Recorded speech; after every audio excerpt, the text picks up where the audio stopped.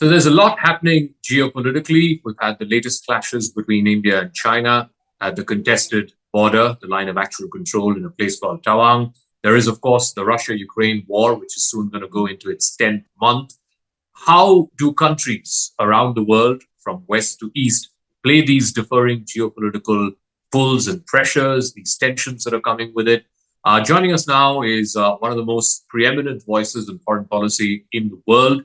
He is the Wendell Harrison Distinguished Service Professor of Political Science at the University of Chicago, Professor John Mearsheimer. Thank you very much, Professor Mearsheimer, for speaking with us. My pleasure. So let's start with the latest clashes that have happened between India and China. This is on the contested border, the line of actual control between both countries. We've had a similar incident a couple of years ago, and this now seems to be a bit of a pattern where the Chinese side seems to be very violently and very aggressively pressing its claims, much like what we've seen China do on its disputed maritime boundaries with Japan or South Korea or Vietnam, Philippines, etc. What are your thoughts on what's been going on between China and some of these other countries, including the latest one in Taiwan? Well, I've long believed that the more powerful China becomes, the more aggressive it will become. I believe that ultimately China wants to dominate Asia the way the United States dominates the Western Hemisphere. And of course, China has a number of territorial disputes, one of which is with India. And the Chinese are interested, as you would expect, to settle that border dispute with India on terms that are favorable to China. At this point in time, the Indians are not powerful enough to do that. And furthermore, they have bigger fish to fry with regard to issues like Taiwan, the East China Sea, and the South China Sea. But there's no question that this is going to be an ongoing problem. And as China becomes more powerful, the Chinese government will try to sort of settle the conflict on its own terms. So clearly there is a power differential, a military differential right now between China and India.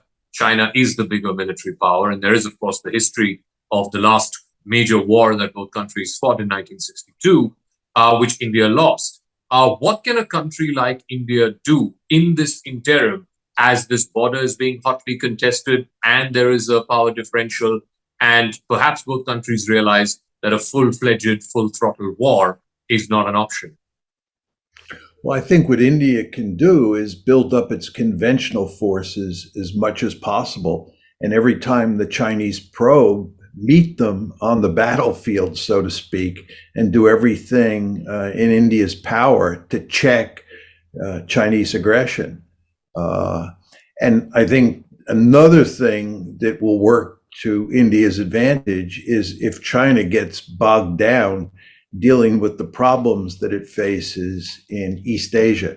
The fact that the United States is building a balancing coalition in East Asia to deal with Taiwan, the South China Sea, and the East China Sea means that the Chinese are going to have to focus most of their attention on East Asia, not on the border with India. And this is good news. But again, at the same time, the Indians want to do everything they can to build up their conventional forces in that area.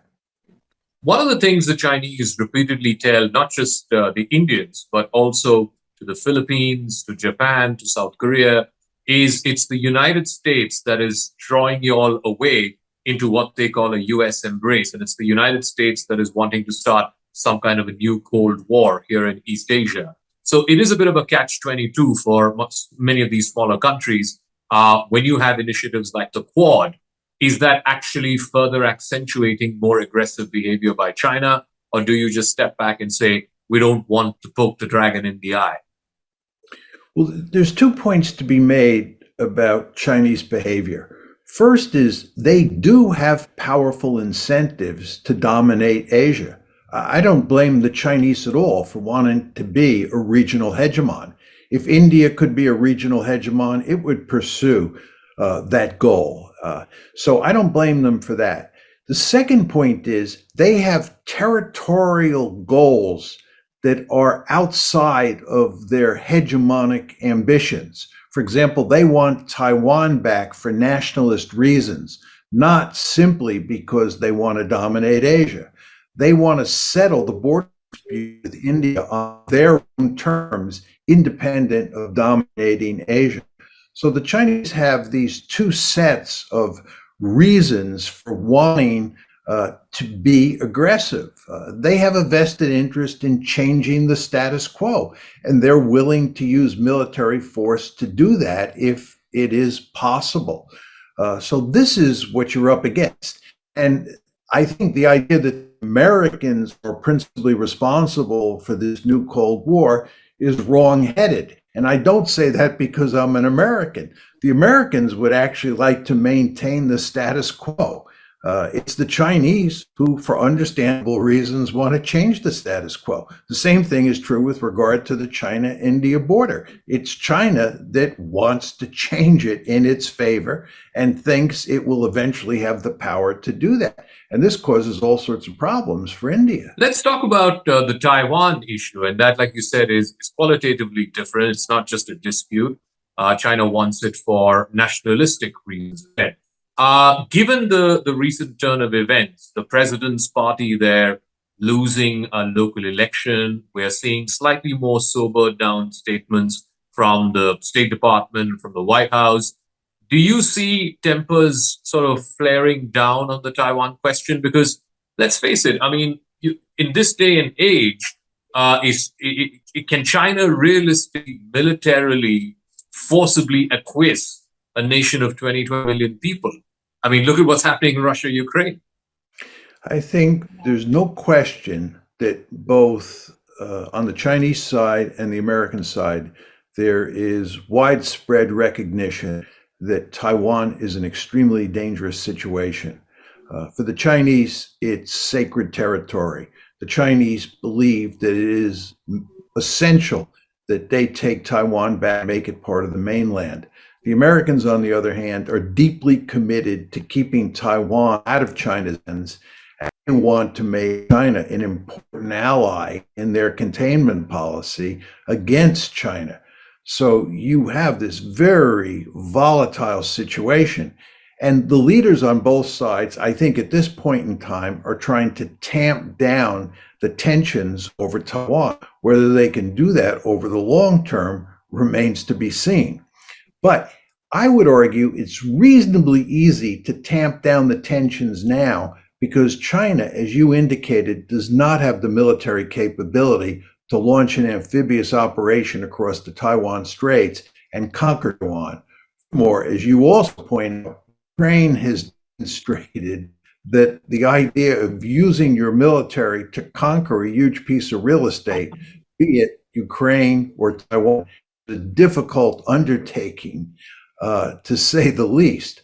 So I think if the Chinese are watching carefully what's going on in Ukraine, and I'm sure they are, it has made them wary of thinking about invading Taiwan at this point in time.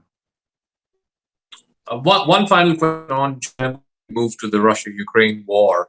So over the last couple of months, we've had this unprecedented third term for Xi Jinping, the Chinese leader. Many say he's the most powerful leader in China since Mao Zedong. You had the 20th Party Congress, and everything that Xi Jinping said became rule. And then after that, a month or so after that, you had these fairly unprecedented protests across cities, across Beijing, Shanghai, over this zero COVID policy, in a way that it seemed like people were not afraid to ask questions of the Chinese Communist Party or even directly name Xi Jinping. How do you see these two developments? Does it show power at its height and yet how delicate it can be? I do think it shows how delicate power can be. There's no question, if you look at what happened at the 20th Party Congress, that he is centralizing power in Beijing, and he is the most powerful Chinese leader since Mao. No question. But power does have its limits, even in circumstances like the one you see in China today. I don't think, however, that this represents a threat to his position in China. I think that he definitely had to adjust the policy on COVID, and he'll have to make other concessions over the years that he really doesn't want to make, because again, there are limits to power, even when that power is almost absolute. But I don't think that's a really big deal from a geopolitical point of view.